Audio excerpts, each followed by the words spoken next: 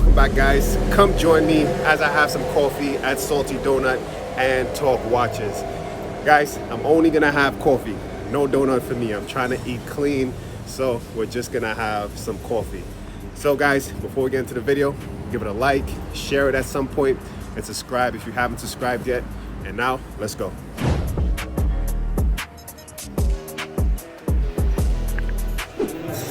So here's some of the donuts. One of my favorites is the brown butter with salt, brown butter and salt, and tres leches.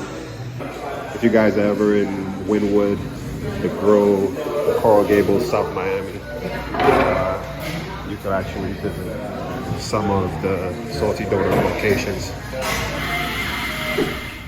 So I just finished recording a 13-minute long video in the cafe, played it back, and the audio was trash. So this is just gonna be a take two. So the topics that I wanted to discuss, it was only two. The first one is that something I've noticed recently whenever I see someone out in public and they don't have a wristwatch on their wrist, it just seems to me that they're incomplete.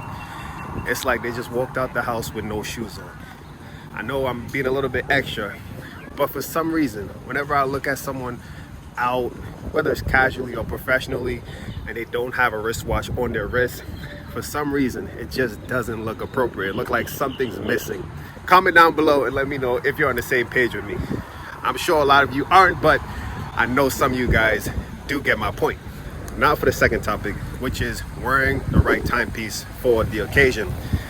Now for these points, where it's wearing the right watch for a job interview, or wearing the right watch for, going out nightlife or to travel, here's some of the watches, or one watch in each category that I think is appropriate.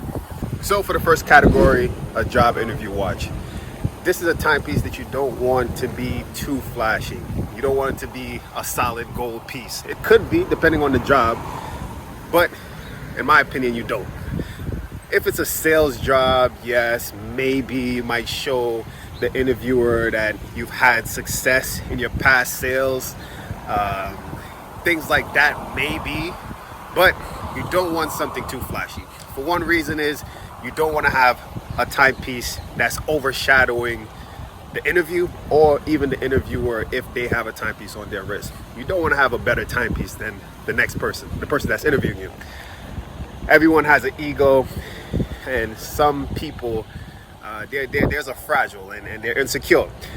So interviewing someone and they have a better timepiece than you, you might be like, let me be a little bit harder on him. Let me ask him some tough questions and make it a little bit more difficult for him because you just want to be a So for me, I believe a timepiece that's subtle, low-key would get the job done. A steel piece, something like a Rolex Datejust would be perfect for an interview. Another piece could just be an Omega Speedmaster, Omega Seamaster. That could get the job done as well. These pieces are great, they're not expensive, and they're pieces that you can actually have as conversation starters.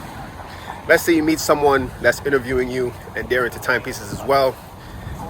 They may ask about it, especially if it's maybe like an Omega Speedmaster Moon watch. That's a timepiece that could start conversations.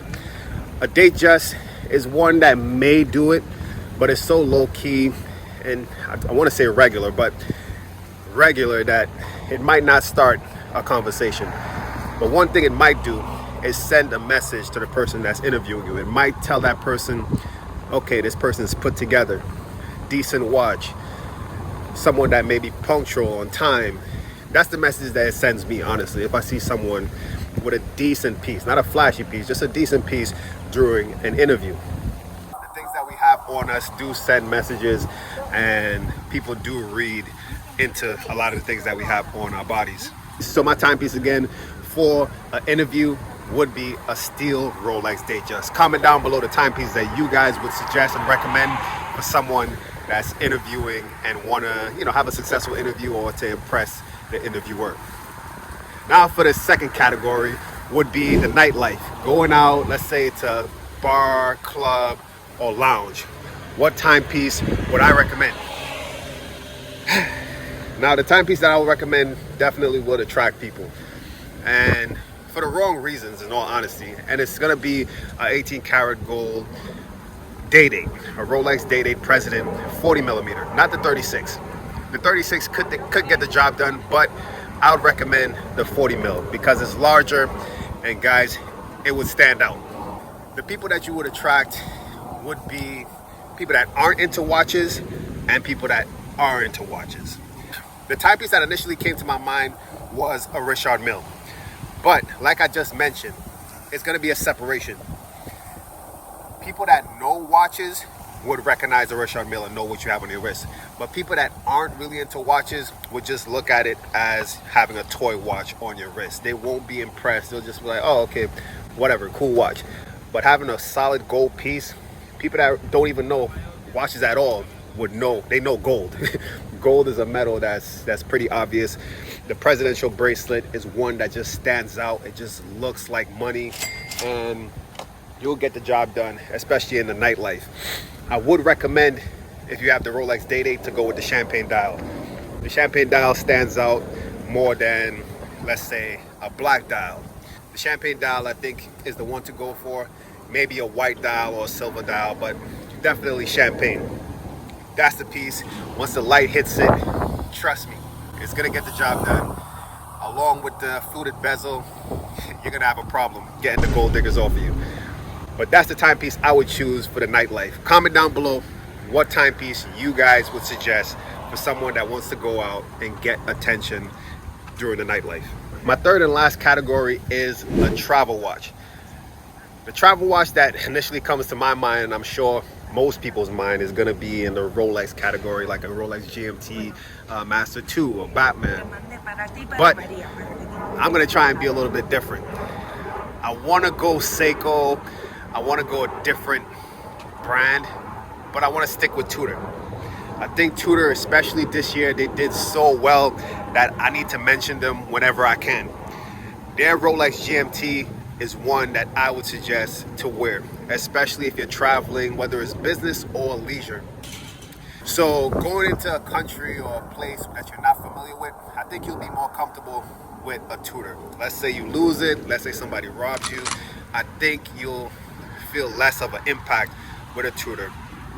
With a Rolex, a lot of people noticed and recognize Rolex, even though some Tudors resemble Rolex.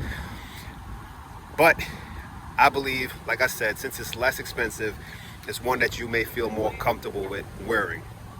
And like I said, if it's a business trip mixed with leisure, maybe it's one that would get the respect and attention from whatever meeting that you're attending. Everyone knows Tudor as far as if they're watch collectors or if they're in the business world, they know Tudor, they respect it, and it'll get the job done if you're in a meeting. And at the same time, you'll be able to walk around the town and not be too worried and concerned that you have something crazy on your wrist that people are just going to be looking at. So that's my timepiece that I would put in the travel category. Comment down below and let me know which watch you would put as your travel watch that you would recommend for you or anybody else that's trying to get a travel watch. So that's the only topics that I have for today. Hopefully you guys enjoyed. Comment down below all the watches that you guys would recommend for those three categories. It's a decent day today. The sun is somewhat trying to peek its way out.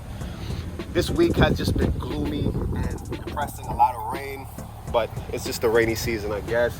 So it is what it is. But I'm here again in Brickell, where I'm by the water. I really wanted to do a video in the cafe, but like I said, too much noise, the music and the making of the coffees was just too much, and the quality of the audio was just not good. So I had to remake the video, and honestly, I don't mind because I'm outside getting fresh air by the water. So